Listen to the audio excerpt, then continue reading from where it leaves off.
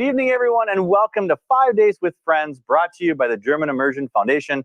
I'm Jonathan Stanovic, the current president of the foundation, and we are celebrating 20 years of supporting the Milwaukee German Immersion School and the Milwaukee School of Languages, and we couldn't be more excited to have done so and are looking forward to many years to come. But let's talk about the next 5 days.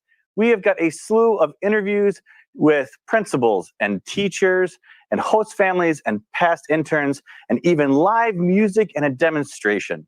And we have something special planned for the very end of day 5, so you're going to want to stay tuned with that. So sit back, grab a cup of Glühwein, sit by the fire, and let's get the evening started. Let's send it out to the studios. Well, thanks, Jonathan, for sending it over to the studio. Boy, you're looking good tonight. That's right. You're looking real good. Hey, with that being said, we have a fantastic evening planned for you for the next hour or so. We're going to be chatting with a couple different people and talking about the foundation and the wonderful things that we have done. No thanks to people just like yourselves out there tonight that have generously donated to the foundation and to these two great schools. To start off with tonight, we're going to be talking with Frank Lammers. He is the principal at MGIS, and we're going to learn some in-depth things that I don't think really anybody knew about him and some of the great things he's done with MGIS. Stay tuned.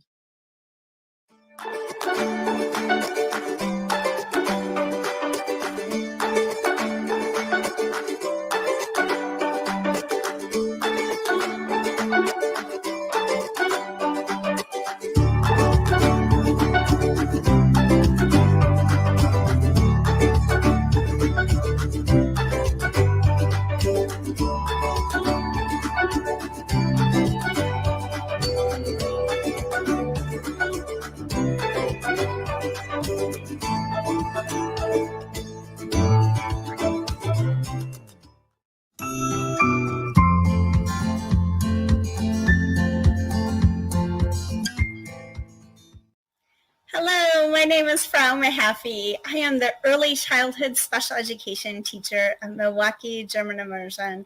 I am in my second year of teaching in the building, and I just wanted to give a big shout out to the friends and family of Milwaukee German Immersion, and a big shout out to the foundation for all of your support this year.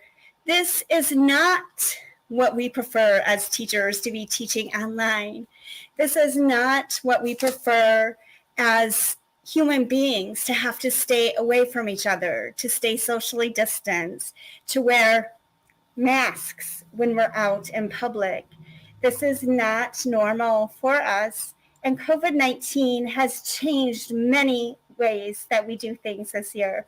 But the one thing it hasn't changed is your unwavering support for myself and for the people that I work with.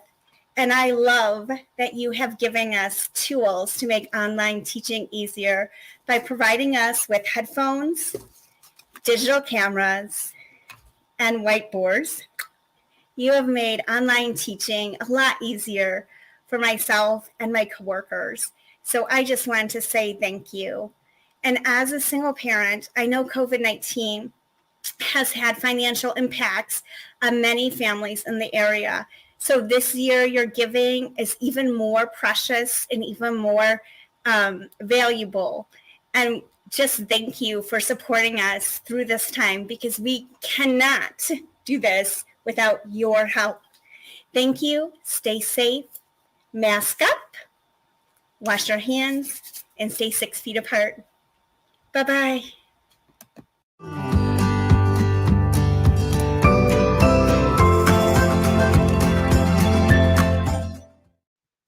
All right, I am joined tonight by the one and the only principal of MGIS, Frank Lammers. Frank, how are you doing tonight? Good. How are you? We are having a blast because we are talking all about MGIS this entire week and MSL and the funding that we do as the foundation to help all the needs above and beyond what normal schools need. So with that, though, I think we'd love some history about, tell us a little bit about your background. It's always, you've got a great background, and I think it's fun if you could just give us a little bit of an insight on that. Sure. So I was born in a little town called Bottrop in Germany, in North Rhine-Westphalia. It's in the Ruhrgebiet, and so I guess the largest city to Bottrop would be Essen or Düsseldorf, to give people kind of a perspective where I was from. And my parents decided, they were like the hippie generation, and they wanted to experience the American dream. So they packed up the suitcases and moved us to the good old state of Wisconsin when I was a little kid. And so I did live on 42nd and Elite for a while, and went to Hawley Road Elementary School, which acted as my immersion program, because when I was enrolled in that school, I did not speak a word of English, and was completely immersed in the English language. So yeah, my family was the weird family. We were outside wearing lederhosen when we played with the neighbors, and we were very, very German. And then we slowly acclimated to the American culture.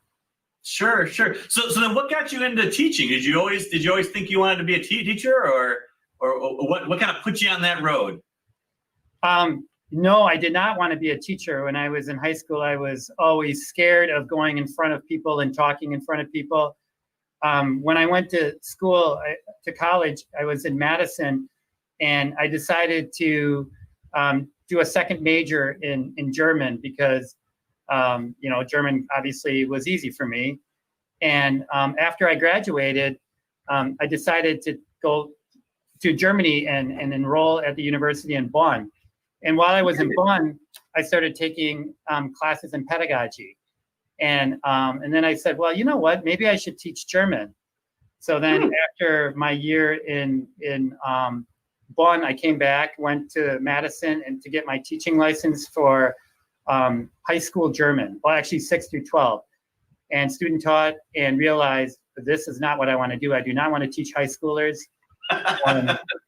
Came back, did my master's degree here in Milwaukee, and started to apply, and heard about the German Immersion School, and said, wow, this would be a really good fit for me. And started, and I remember when I was hired here, Frau Empathy, Jane Empathy, the principal at the time, had said, so Frank, what grade do you want to teach, first or third? And to me, there was no difference, because I didn't really understand kids that little. So they looked tiny to me. So I said, you know what, I'll take first. Actually, I said, I'll take whatever you want. And so she put me in first. Well, I quickly learned there's a huge difference between first graders and third graders. So Yeah. I did start here in first grade for 4 years, and then taught second grade for a year, and then ended up teaching fourth grade for, I think, like 4 years, and fifth grade, I think 4 or 5 years. Wow. So you've really had a taste of all the different grade levels then. Yeah. And I have to say that my favorite grade level was fifth grade, because the kids definitely had a better understanding of my sense of humor. And the little kids, they're super cute, they're super fun, but they definitely keep you way more active. Fifth graders are much more independent, but first graders are wonderful. But definitely the fifth graders were more, for my teaching style. Sure. Now, that's extremely unique. Your position when you first came here, the immersion in reverse. I think that's so cool, and the fact that you actually got to experience it on the other end, and then you being able to apply that later on in life to actually reverse it is just that's really neat. So, I mean, how is the typical language immersion model in elementary? What is that? What does that model look like? So, yeah, I mean, true immersion, I believe, is exactly like how I was taught when we moved to the United States. You're completely immersed in the language. Now, obviously, it's a little bit more challenging in the immersion schools, because we do have curriculum in English that we need to cover. So the immersion program, the model that we follow is our K4 kids come in and they hear German all day. And they probably think that we speak some kind of alien language. In fact, there was a story back in the heyday where the mom was really concerned about her little K4 kid coming to German immersion school. And after the first day of school, the mom's like, so how was your first day? And the K4 kid said, it was great. And the mom's like, wasn't there anything weird? And the kid's like, no, it was all great. But it was weird, because when we all got on the bus, the teacher was screaming at us, our feet are the same. And so, it's just kind of interesting because kids really don't, they don't see, what a challenge it actually is. But our program is basically you teach all in German until the end of first grade. And then in second grade, we introduce, English reading at a limited capacity. And it's quick, the kids quickly catch up to their peers. We end up outperforming, the monolingual schools. And by the time they are in fifth grade, they're getting, anywhere from an hour and a half to 2 hours of English instruction, but the rest is all in German. Wow. And I would imagine, and especially in my experience with my own family, is that leads to, because of this language barrier, because you're constantly immersed in the language, and sometimes your kids are coming home and you have no idea what they're speaking, right? I mean, it's a completely different language. It's not something you'd know in your own household. That must lead to a more tight-knit school, I would think. Is that correct? Yes. Yeah. Our family, and I call it our family because it's, some of my best friends were parents that, whose kids were in my class, and we have teachers here that were students. In fact, we have one of our current teachers used to be one of my fifth grade students. We have a para that was a fifth grade student. So we really are a family. People they keep that connection to German Immersion School. And, it's just the way our program is also set up. A language program really, creates a lot of questions for families. And so families, reach out to other members of our big family and they become friends, and then we have events, like our Grill Fest at the beginning of the school year that, invites all families here to get to know each other. We have our foundation that brings everybody together to celebrate, the German Immersion School community. Our PTA brings everybody together. So people, when they leave German Immersion School, they never really leave German Immersion School. We have a Facebook page for alumni. We recently, 4 years ago, we had our 40th anniversary, which was a huge event, huge turnout. All these people that, attended this school come back to see, what's going on with German Immersion School. And, ultimately, many of them send their kids here then. So it is a very community-based school, a community-based in the sense that our community is not just this neighborhood here, but the entire city of Milwaukee and including the suburbs outside of Milwaukee. Yeah, it truly is. It's been an honor to be part of it, and it's an honor to continue to be with you throughout, even on the foundation side. Now, you did, you say you ended in fifth grade, and then you must have had some kind of epiphany that said, you know what, I want to really get into administration, which, I don't hear normally people say, but you must have had a calling to go higher. And so you ended up becoming a principal at another school, correct? Yes. Yeah. So when I was a teacher here, I had the honor of serving as the math teacher leader at German Immersion School, which then also opened up opportunities for me to see schools outside of German Immersion School. And I thought, this would be a great challenge for me to continue as a math coach. And while being a math coach, I said, I could see myself, doing a little bit more. And I pursued an administrative license and became an assistant principal at Metcalf, which is on 35th and North Avenue. And then also at River Trail, which is on the northwest side of Milwaukee. And a year later, I ended up as the principal of 95th Street School for 3 years. And 95th Street School is very close to the German Immersion School. And it was a wonderful experience. It was really neat to see, how amazing Milwaukee Public Schools is. I mean, it was that my experience outside of German Immersion School was an eye-opener to see what Milwaukee really offers, what all these different schools offer, the challenges that some schools have, and that really just made me push myself a little bit harder to see what I can do to help the community. And then when, Dr. Brugger retired, this opportunity presented itself, and I thought this was a perfect fit for me. Yeah, And I would think now having that perspective of a non-immersion school as the principal running that, seeing budgets and things like that, gave you another unique perspective when you came back to be at German immersion school. I would imagine though that also leaves you with some struggles too, right? So there's got to be specific needs for the immersion school outside of the regular MPS system. Can you talk a little bit about that?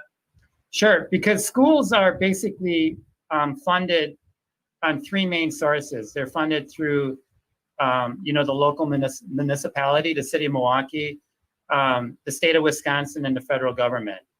And all of these, the funding formula is very complicated, but for the most part, schools receive money based on enrollment.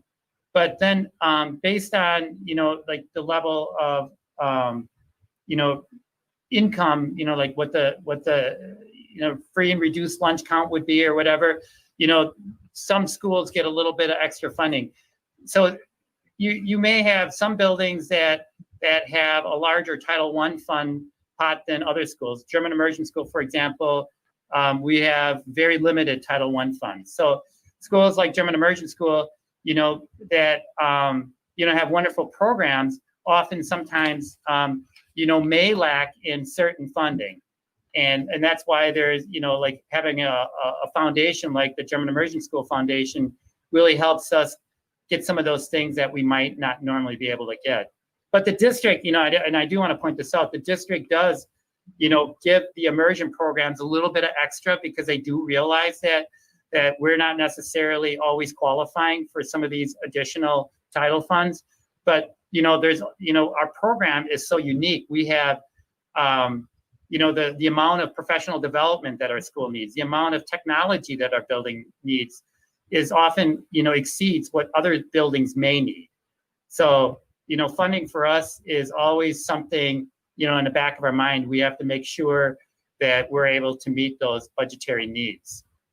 Sure, and I gotta imagine with the fact that we have the uniqueness of the German language, books, everything. If you think about it on a regular basis, anything that you interact with on a minute by minute has to be translated or bought in some fashion in order to support it. So I would imagine that when you looked at those budgets, you go, wow, we have all these extras that we're not getting funded. And I think it's critical to say that you are funded very typically like other MPS schools. And I think people don't realize we've had these conversations where you get a little bit more, but that's still not enough to offset, the amount of time it's necessary for you, for the teachers and the administrators to really put this into perspective. You just said up until first grade, it's 100% German. So right. That's not something you just go to the local store, I would think, and buy, correct? It's something that you really have to source out and have funding for, correct?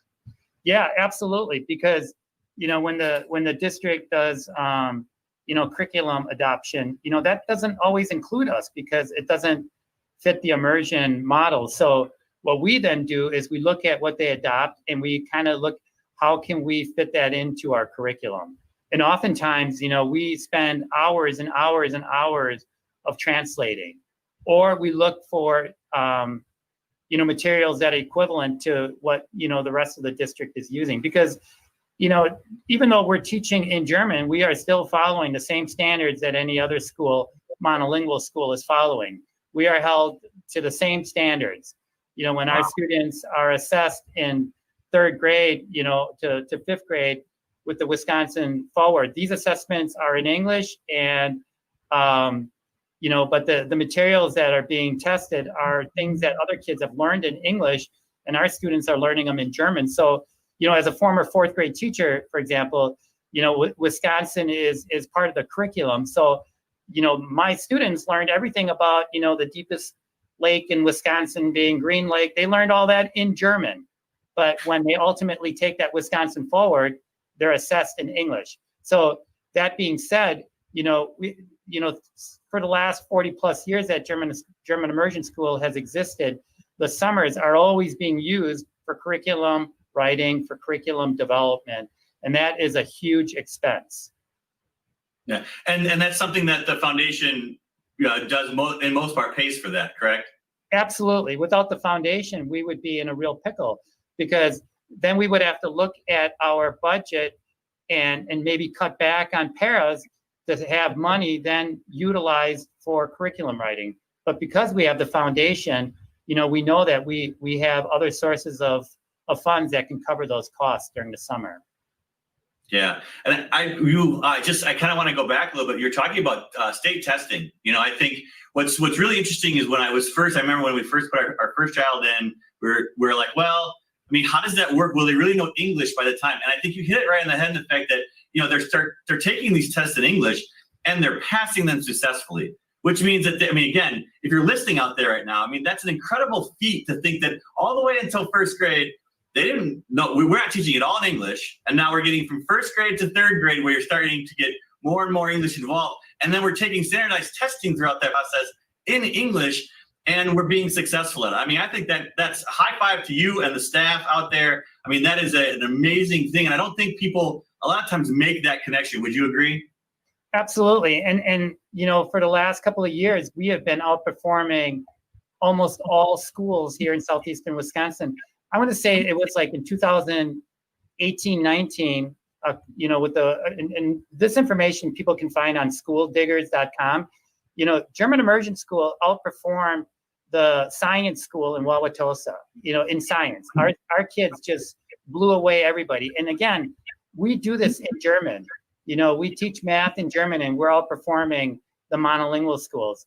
But, the reason is because it's an immersion. The kids are like hearing it, and they're hearing it in German, and they are just really, really listening because they have to. They can't listen passively. They have to be active listeners. So they absorb that, and they just become much better in science, in math, in reading. So yeah, we're very, very lucky. And this is the history of German Immersion School. German Immersion School has always been academically a very high-performing school. Yeah, I don't truly believe any luck's got involved in it. I think you guys do an amazing job of really pushing your staff, and I think the administration does a great job of supporting the teachers there. I think you guys have set that standard. So I think all of us appreciate that, and the foundation loves the fact that you guys have been this way for years. But with all of this, having this extra curriculum and all this extra time, I would think technology has become a kind of a key role, especially with the internet and everything over time. From when you first started teaching, I would imagine a little bit different to now. And I know that technology is not funded. Some funding is available in the overall budget. The foundation has played a major role in helping you get closer to that pivotal point that's really technology needs to be in the classroom. Can you talk about how that technology has changed over the years and the criticalness to that keep change, the evolution, and that funding needs to stay there? Sure. So I always laugh because when I started teaching first grade, my smartboard was the chalkboard. And, and I think it was my first year, we actually had a computer put into the classrooms. We didn't even have telephones in our rooms yet. I'm really not that old, but that's how quickly technology moves. And but over the years, we started, using more and more computers in the schools. And, we had a computer lab, with our old Apple computers. And then we eventually switched over to PCs. And a lot of schools that had more discretionary funds were putting in cool things like smart boards, and teachers were getting laptops. In German Immersion School, because our funding was always geared towards personnel, because we need to make sure that we bring that student to teacher ratio at an acceptable level. So we hire a lot of paras to work in small groups with kids.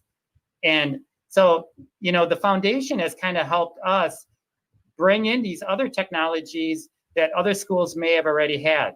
I remember, when I came back to German Immersion School and speaking to the foundation, they're like, what do you guys need? And I'm like, we need smart boards. And actually, we ended up getting things that were better than smart boards. They're called interactive boards. Smart boards are yesterday's technology. The interactive boards are even better. So I'm just really excited because, the foundation has helped us reach a point now where almost all of our classrooms have interactive boards. Not all of them, but, I think we may have 5 or 6 that still need them. But that is an incredible amount of investment that we did along with the foundation to make sure that our teachers are equipped to teach in the 21st century. You know, immersion needs technology because we can bring that authentic language right to the screen. But if we don't have the tools to do that, then it doesn't work. You know, we have Chromebooks now, 1-to-1 for each student. You know, we have our 4th and 5th graders that are bringing, you know, that before COVID took their Chromebooks home and had their curriculum, you know, that was online, also made possible by the foundation. And so it just made everything a little bit more authentic. So I think now, like, a lot of teachers couldn't even imagine going back to the chalkboard days. I mean, we still have chalkboards, don't get me wrong. Sure. But I guarantee you there is not a teacher in this building that is going to let me wheel out their smart board or their interactive board. Sure. And I would imagine technology's played kind of a critical role in this last year, you know, with the COVID-19 that's out there right now and the change with MPS. Can you talk a little bit about the response to technology and also how the foundation helped out in that response as well? Yeah, I mean, it's almost like the foundation and German Immersion School was preparing for something that we didn't even know was coming. You know, the foundation 4 years ago purchased really nice laptops for the building. And we were able to put those in the hands of the teachers. And when COVID started, the teachers were instructed to take their laptops home. And with their laptops, they were able to connect to the curriculum. You know, because of the foundation, you know, we were quickly able to provide teachers with web cameras. You know, we were able to provide teachers with any of the tools like the document cameras, you know, that allow us to do the things that we were doing in the classroom. So I feel like the foundation, along with obviously the PTA and our own budget, you know, we were definitely in pretty good shape. And you know, we had the Chromebooks ready for the kids to go. And so, you know, without the foundation, we would not be where we are right now during this pandemic. That is true, and we are so glad that we have been here to provide that as well. And there's not, even without the physical technology, you've also had the opportunity. The foundation was able to support you in software technology too. You guys have implemented some really cool things that other schools haven't, quite honestly, right? Yeah. Can you talk a little bit about that unique opportunity that you guys are doing? In fact, I think it's one of the only in MPS system right now that you guys are actually just now launching and using, correct? Yeah, so the foundation helped us purchase something that fits the needs of German Immersion School 100%. The software is called Robotel, and basically it's similar to like the Google Meets or Zoom. And basically the teachers provide students assignments and the kids respond either in a written format or in a oral format. And it's perfect for the immersion programs because, you know, the thing with you know, distant learning, we're not going to be online 6-7 hours a day with the kids. The kids have to do some of this stuff on their own, but we want them to utilize their language. And Robotel, so a teacher might say, okay, read the passage and then answer the following questions orally. And then the kids will answer in German. And then the next would be, okay, now answer these questions in a written format. So it is an amazing program that allows the teachers then to actually hear the kids speak, and the kids can hear themselves speak, and they can go back and re-record. So, and all of this can then be used to help the kids to figure out where they're at with their language skills, whether or not they need some type of, you know, intervention or not. So we're very, very excited that the foundation made that possible for us. That is so neat. Grade 3 through 5. 3 through 5. That's what an amazing tool. And I would imagine that you foresee this tool not being used in just this moment in time. I mean, the idea is that you're going to implement this on a more regular basis in even the normal, quote unquote, normal school year, correct? Oh, absolutely. Because again, you know, like every teacher is going to think of their own little ways of using it. You know, I might, if I were a teacher, you know, if I was a 5th grade teacher and I was giving a spelling test, you know, I would say, you know, der Hund. And then the kids would have to spell der Hund. I wouldn't, there's so many, and they could do this during their own time. And then I'd say, now repeat the word. And then the kids would repeat it or put that word in a full sentence. There's so many cool things you can do. And that's the beauty. If there's one, there's not a lot of good things that come out of COVID, but the one thing that came out of COVID is it helped us look at technology and how we can even utilize technology a little bit better in our classrooms. Right. And I think that leads into the perfect segue into our final piece. And that is, the foundation's helped out to get you to this point. How do you feel, or what do you think the needs are going to be in the future that the foundation is going to have to continue to help with?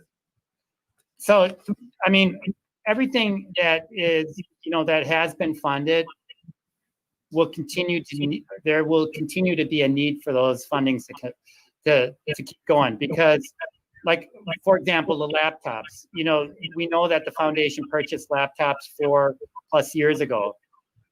4 years for a laptop, that's pretty old. And right. We know that the need of the speed and memory in a laptop increases every single year. We know that not all of our classrooms have the interactive boards. We want to make sure that all of our kids are, being provided an equal basis, so that all classroom teachers have the same technology. We know that curriculum is constantly changing. Standards change. That means that curriculum writing in the summer never stops. Last summer we spent a lot of time updating our 5th grade curriculum. Well, we're going all the way down to kindergarten to make sure that, that our curriculum is meeting the needs of our kids today and not the children 20 years ago. So it's not, everything is fluid. So we're never going to get to a point where we're going to say we're done. Because when we're done with this, the other things are going to pop back up. Yeah, it's always evolving, and you know what though, it's getting exciting, isn't it? Think about just your chalkboard, Frank, and look at what we're teaching with now. And it really, to be fair, hasn't really been that long of a time frame, right? No. Whoever thought that we would be able to teach in this distant learning platform, and how quickly we moved into this platform. So we don't know what's coming, we just want to be ready, and that requires investment, that requires forecasting, and if we didn't upgrade our laptops, if the foundation didn't do that, we would have been in a real difficult situation. So I think that, as we move forward, we always have to anticipate something, like that the demands of society change. The businesses, they want kids to cooperate and work in small groups online. The way we learn is very different than how kids are learning now. We have 4th and 5th graders that are working on projects together virtually. 10 years ago, you would never have seen that. Right. So it's a wonderful thing, and it's a wonderful thing that we have, the foundation that supports that and kind of sees, is able to help us make our vision real. Yeah, excellent. All right, well, we're about wrapped out of time here. So Frank, thank you for your thoughts, your insight today. I think I learned, again, what I love about doing these interviews is I get to learn a little bit about you guys, your history and your passion for MGIS. It's fantastic. Is there any closing remarks or thoughts or thank yous to all of us that are watching right now?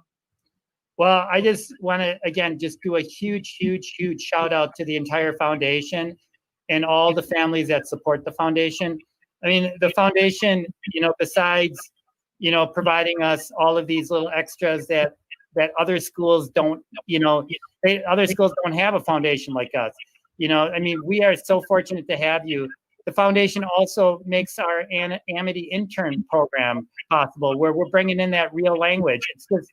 It's a beautiful thing. I feel so honored to be at a school that is valued as much as the German Immersion School is, and that is because of the foundation, all of the families that volunteer in the foundation, and all the people that support the foundation.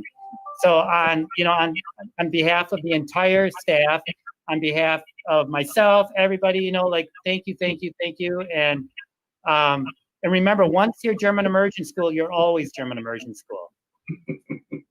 Excellent, excellent. And that's a perfect segue for us to get back to us and on the donations. So Frank, thanks again for your time today, and we'll talk to you soon. Thank you.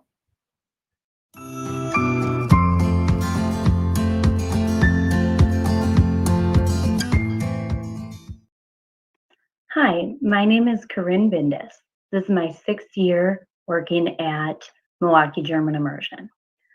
The German Immersion Foundation is an integral part to our school.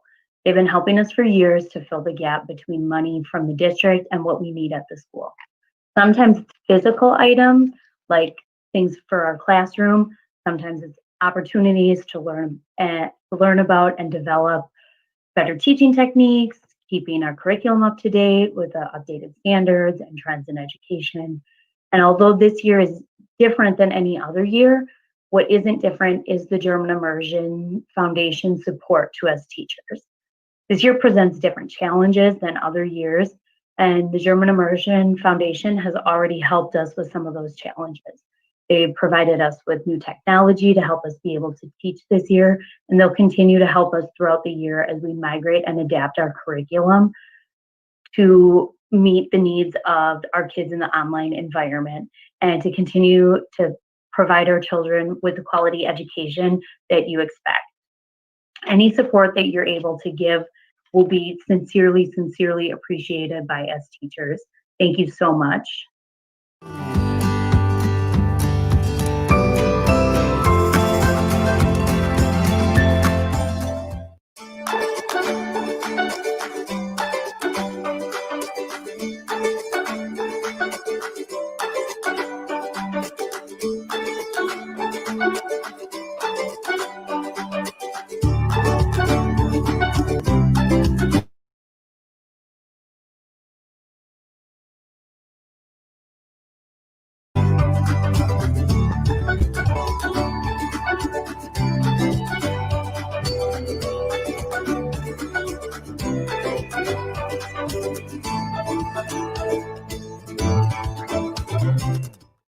What an incredible segment that we just watched.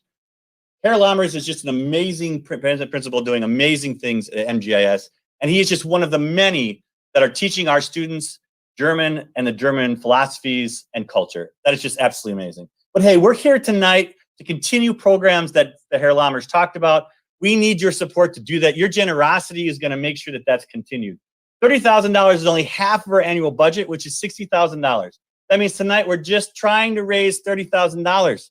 5 days, $30,000, half the budget to continue the programming that we're already doing. That's not even going above what we normally do. We're trying to raise that in these next 5 days. That being said, how do you do it? You will go out to www.gifmke.org.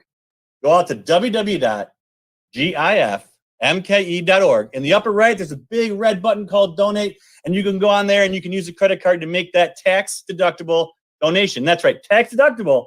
Hey, we're getting to the end of the year. Maybe that's something that you really need. It costs us $100 a student per year to keep the current programs running. That's at $100 a student. So go out to there, www.gifmke.org, and make that donation now. Don't wait. Don't wait for more programming. I mean, we got a couple more days of this, but let's do it right now so we can feel good and you can learn more about that school. All right, with that all being said, hey, we're going to move on to our next segment here. We're going to have Frau Henderson. Frau Henderson is the music teacher at MGIS. She's got a very interesting past, and she's very passionate about music in the school as it relates to German music in itself. Stay tuned.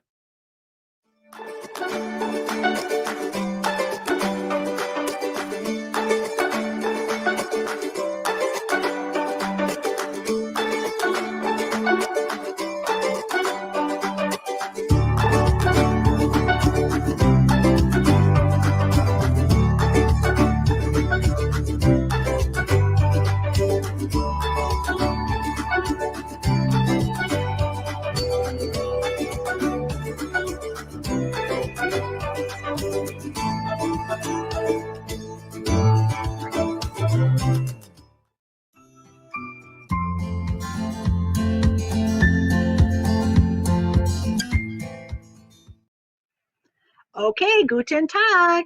Mikrofon aus bitte. Hello, German Immersion friends. Hello, German Immersion family. Hello, German Immersion supporters. Hello to everybody who's watching this. For those of you who don't know me, my name is Frau Heck. I have been teaching at German Immersion. This will be my 15th year. I have taught both first grade and K4. And I just want to say a big thank you. Thank you for your support in the past. Thank you for your support in the future. Thank you for your support now, especially as we are doing this distance learning, this virtual learning thing, where I'm on one side of the camera, your child is on the other side of a camera on a Google Meet, as you're seeing now. Thank you to the German Immersions Foundation, because without their support, we would not be able to make this work. The German Immersion Foundation has supplied the teachers with new webcams so that the kids can see the teachers clearly, document cameras so we can project and show things, headphones so that the students can hear me and I can hear them, especially when it comes down to pronunciation in kindergarten. That is super important. Whiteboards so that I can still show math concepts and posters and manipulatives and try to make this distance learning thing the best we can make it right now. So without your support, we could not make this happen. Monetary support is key, but also kind words, kind thoughts. The kindness that you show us is very appreciated, especially as we try to make this the easiest as we can for families and students alike. So thank you to the students I've taught in the past. Thank you to the families I've had in the past. And thank you to the families I currently have and the students I currently have. Henry and Harper and Hudson, John and Milan and Eleanor, Noah, Ozzy, Ainsley and Warren, Riley, Violet and Ruby, Henry and Edward and Ariel and Mike and Jolie and Edison and Maxwell, and Malaya and Lizzie and Joshua, Savannah, Titus, and Edessa. Thank you to all of you, and I hope this video finds you well, and thank you for your support. All right, Dankeschön, auf Wiedersehen.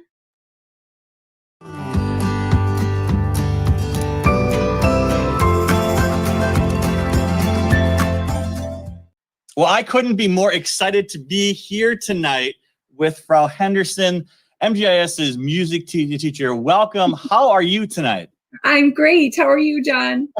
You know, this has been an evening full of excitement, and we are asking people to donate money to help fund programs specifically like yours. But before we get into that, you know, I think everybody has this question. What's your background? Where are you from? Why'd you get into teaching? So I'm originally from Madison.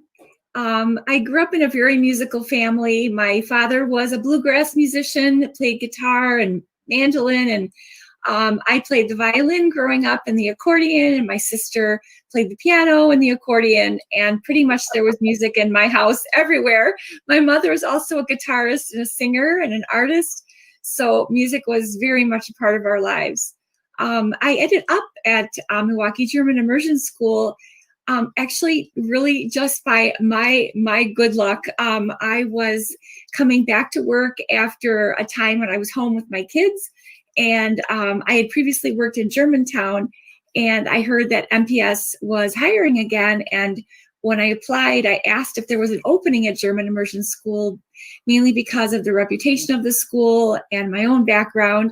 And they said, yes, actually there was. And I was thrilled, and I applied, and I was given the job. Wow. I mean, what a coincidence. And we are so lucky to have you. What he made a mention there in your background. What was the passion to be in German at the German Immersion School? I'm Swiss, and my father, we grew up wearing lederhosen. My father came from a family of 5 boys, and that's all he knew. So my sister and I wore lederhosen, and so yeah, we grew up in a very, I guess you could say, even though I was Swiss, it was Swiss German. So I just really identify with German culture. Wow, that is awesome. Wow. And now, how much do you speak a lot of German or no? I speak some. Well, actually, going back to my background, I have a degree in vocal performance as well as a degree in music education and a master's in music education.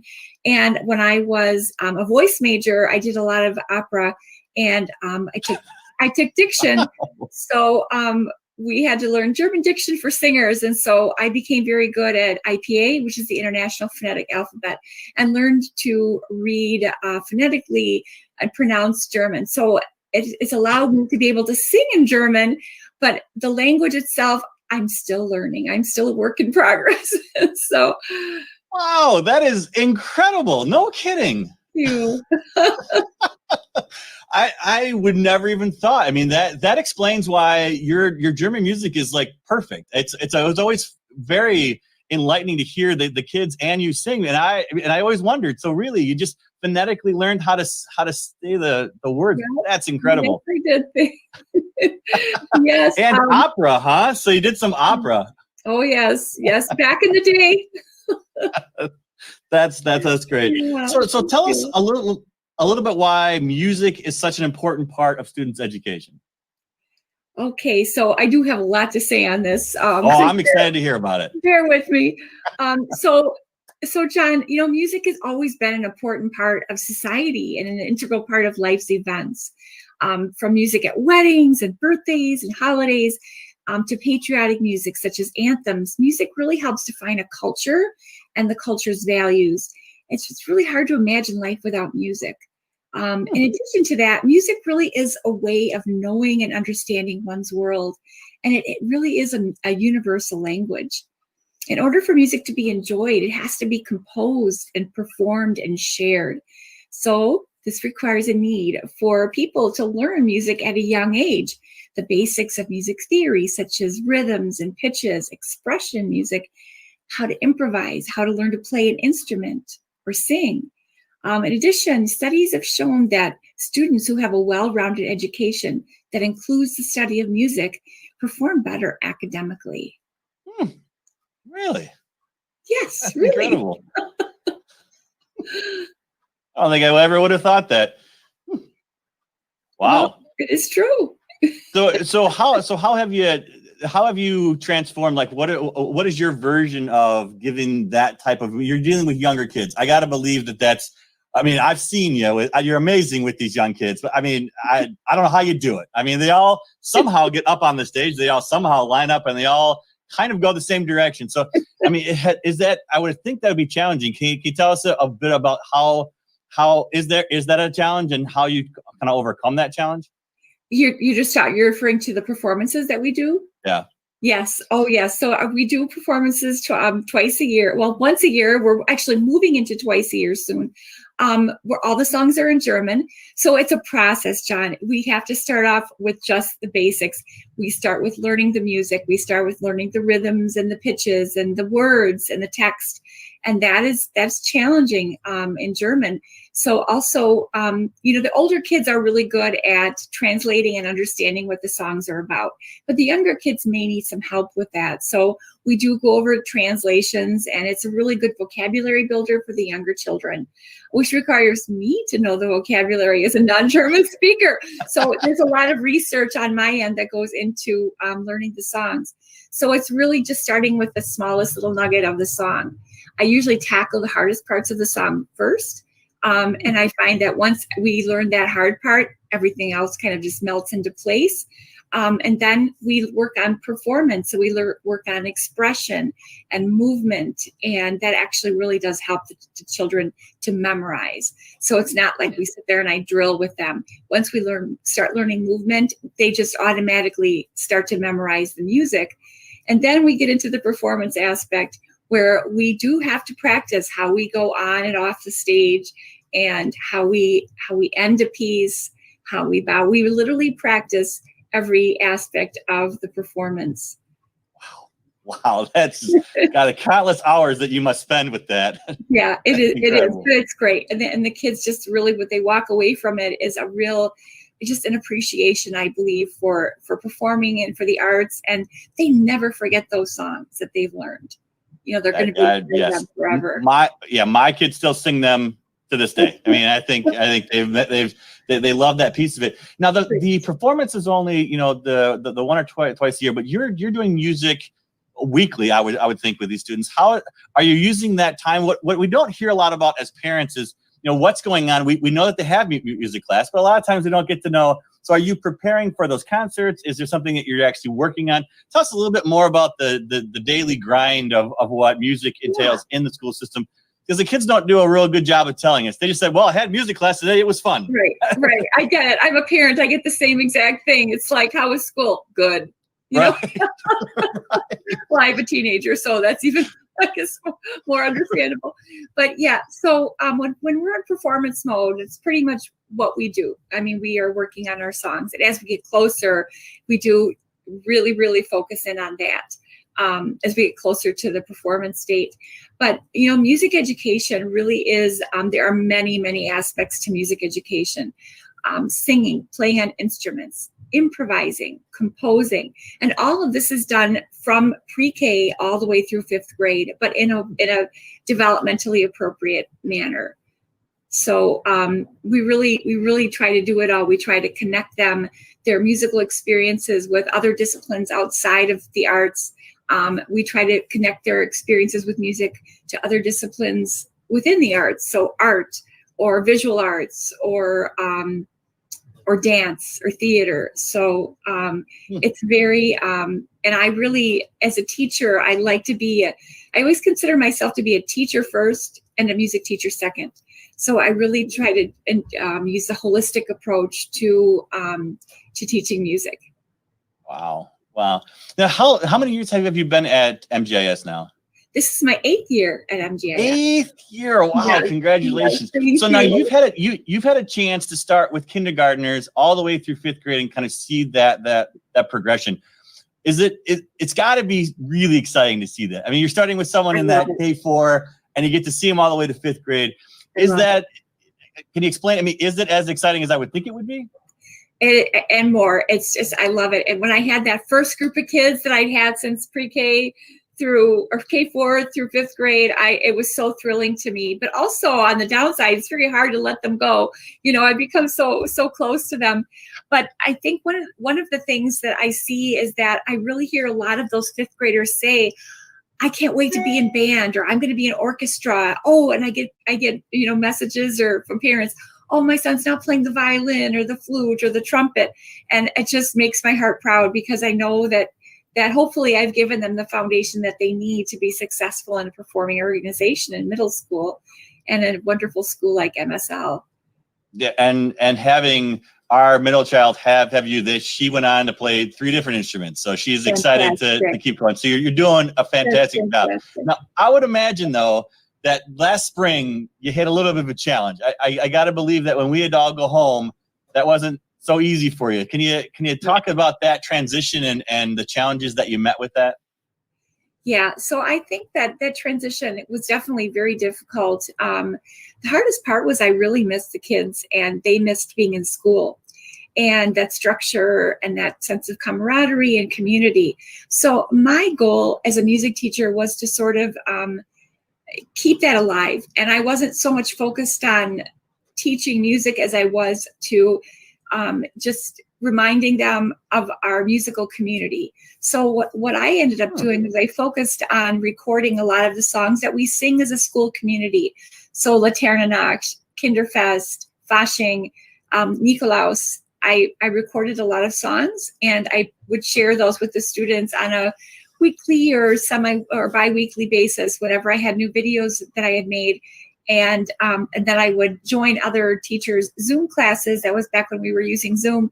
And I would sing songs with the kids. So I kept it very casual, but I really wanted to keep that sense of comfort that they had through music as part of their school community.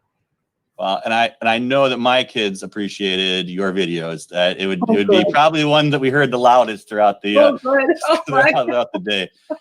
So did you start to look for other applications or things that could aid, knowing going into fall this was going to be something that we're going to at least be with through Christmas again? Did you start to look for other tools that were needed? Yes, I did. And was just online scouring different forums and groups and talking to other elementary music teachers. And that is where I found Music Play Online. Excellent. And tell us a little bit about, because I know the foundation and helped fund that. So we did bring it to you. Tell us a little bit about what that is and how it's aiding you. So Music Play Online is an online music curriculum. It is a comprehensive curriculum that is designed for pre-K through 8th grade. It is so full of songs and information. It teaches everything from ukulele, guitars, recorder, to just a myriad of songs and singing games, and it's very comprehensive. So, and it's also very reasonably priced. I mean, for a music curriculum, in terms of how much those generally cost, can be in the thousands of dollars, many thousands of dollars. And this was definitely a more affordable price point. So I was very drawn to it. And also I heard a lot of good things from other music teachers about the curriculum. Excellent. And do you feel it's something that even should we get back into the classroom, you'll be able to continue to use? Definitely. It's definitely geared normally toward being in the classroom. But what they've done since spring, since the pandemic hit, they have expanded their curriculum to include more options for remote instruction. So I will look forward to really using it in all its entirety once we're back in school, which is hopefully soon. Exactly. We're all praying for that. Yes. So what things, let's say that obviously we're going to get back to the classroom. What other needs do you see in the music department? I know it's one of those things that we get nervous about every year, right? It's one of those things that we look at the actual budgets, and that's why the foundations can play a critical role in making sure that our music community within MGIS stays. What are some of the needs that you feel kind of are above and beyond what we would normally get in a school budget that you'd be looking for people out there that they're donating to today might help fund in the future for you? I think one of the issues that we have at MJS, I have lots of instruments, and for that I am so grateful. We're tight on space. And I think one of the things that would really help me is just music storage. That just could be really helpful. It would help make instruments more accessible for the kids. For example, we have these wonderful xylophones and glockenspiels, which are for the ORF curriculum that I teach for part of the year, but they're very big and heavy. And if we had the proper equipment, it would make it so much easier for the kids to roll them out and be able to use them and very quickly put them away. So having the right kind of storage and accessories would make these instruments more accessible for the kids. So I was trying to think about that, and that was just the first thing that popped into my mind. The other thing I think that we could really use is some help with choir accessories. We have a wonderful choir that's open to 3rd through 5th grade, and it has really grown. Last year, our choir was over 50 kids, and we do some really great field trips. We sing at City Hall. We sing at some different MPS-wide events, such as the Language Summit and I'm blanking on the other event that we do. That was the United Nations. That's what it was. The United Nations event that we did. That was district wide. We could really use some help with choir music and things like that for choir. Would be wonderful. Wow. Yeah. And it is absolutely amazing how much the joy that you brought back to the MGIS community over the years. I know bringing back the programs, it's a challenge because it takes a lot of your time, and not just, the time in the classroom that you're there for, but the extra time for figuring out what you're going to sing, and then the kids' time after school, and then the time away during the time that you're at these events. So, right. I mean, that's all extra. And so I really do. I do appreciate it. The foundation appreciates it. I know the school community that's watching right now just wants to give you a big hug and say thank you. You brought a lot of joy. These kids need something other than academics to kind of focus on. And you're right. Music plays a gigantic role in that. And I know that I haven't run into a single kid at that school that doesn't appreciate the music program. So Thank you Thank very, you. very much for I'm all that you very do. much honored to be a part of the school community and very grateful to the foundation for all that you've done for our school. And again, thank you for providing us with this fabulous online curriculum that's going to really bring a lot more joy to our students. Excellent. All right. Well, we're just about out of time here. Is there anything else that you want to say to the folks tonight? No, just thank you for having me, John. And it's been my honor to be here today. The honor has been all ours, and I love every one of these that I do. I get to know a little bit more about you and the whole school community, and I'm excited that the people are actually getting of this community, and even some of the past alumni are seeing that what they've come through and what is still happening from when they were little is still ongoing today, and it's still strong. And so every one of these has been fantastic. Again, thank you, Henderson, for your time today, and I look forward to talking to you soon. Take care. Bye-bye.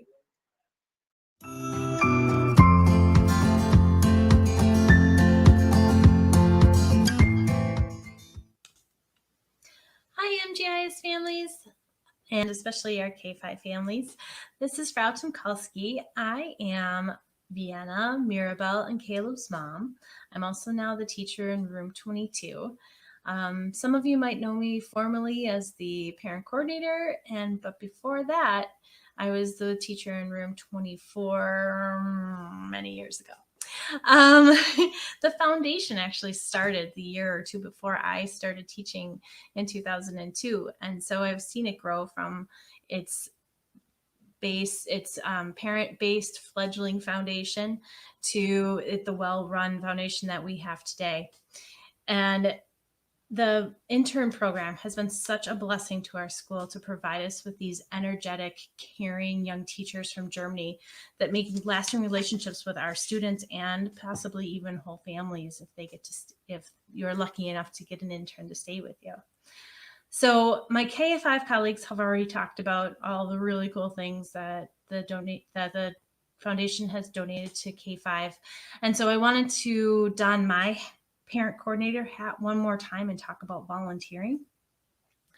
German Immersion Foundation runs on volunteers, and although they're asking for monetary donations, they also really, really do need families to think about hosting interns when COVID is over and we get to do that again, and also committee members while this doesn't happen all by itself, and there's no one who gets paid to do this. So it's all volunteer, and they really could use the help in running all the really awesome programs that they do for us. So my thank you is to the German Immersion Foundation, of course, for providing us all the opportunities that they do, and also to any of the families that might reach out after this and decide to become a host family or decide to give some of your time and talents to the foundation. All right, have a good night.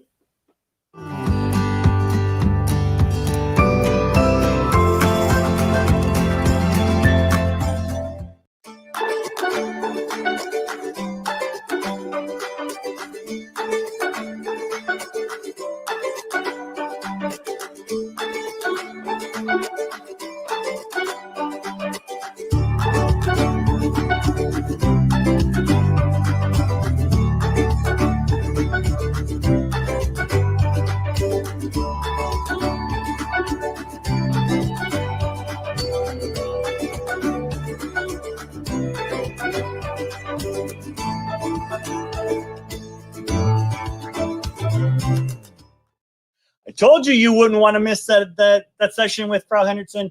What an amazing woman, talking about the fact that she actually doesn't know German, but phonetically figured out how to sing all the songs in German. Isn't that incredible? And the fact that her entire family is into music. What an incredible tool. And you know what? We were able to keep her there because we're able to help fund some of the major pieces that German Immersion needs in order to continue to grow and thrive. That's right. The foundation has helped out with technology, has helped out with curriculum, has helped out with bringing interns. We're going to hear more about that as we go on to the German Immersion School. That's right. And we couldn't do it without the generosity of viewers like you tonight, as not only parents with kids in the school system, as alumni, and as businesses. So please take a moment and go to www.germanimmersion.de gifmke.org. Click that red button in the upper right corner and make your donation now. To get to our $60,000 annual budget, we're only asking this week to raise 30 because we feel strongly that we're going to be able to work the rest of the year out. But we need every dollar that you've got tonight to do that. We jeopardize things like the interns coming next fall if we cannot get those donations tonight. So I need you to head out to www.gifmke.org and make a donation. As I said before, it's $100 a student a year just to keep our current programming in place. That's not expanding, and our goal is to expand. So right now it's $100 a student, and there's over 800 students in the German program. So we need your love and support and your generosity tonight. But you know what? Why don't you don't have to take my word for it. Let's actually start a segment called Student Shout Out.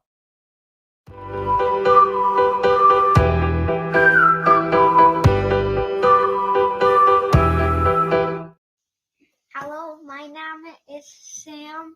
Ich bin in der 2. Klasse. Meine Lehrer ist Frau Moore und meine Lieblingsding in der Schule ist Mathe. Auf Wiedersehen.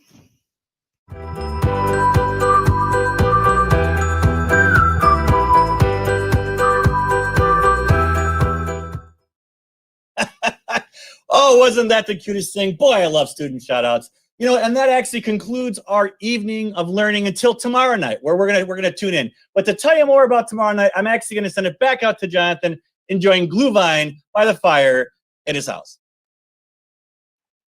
Oh, welcome back. What an amazing evening we've just had. Hearing from Herr Lammers and Frau Henderson from MGIS and the amazing things that they're doing. But you know what? We've got 4 more days of the 5 Days of Friends.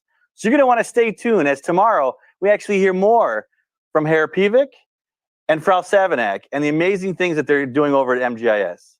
So finish the last bit of Glühwein you have, sit by the fire, and we'll see you back tomorrow night. Have a good evening.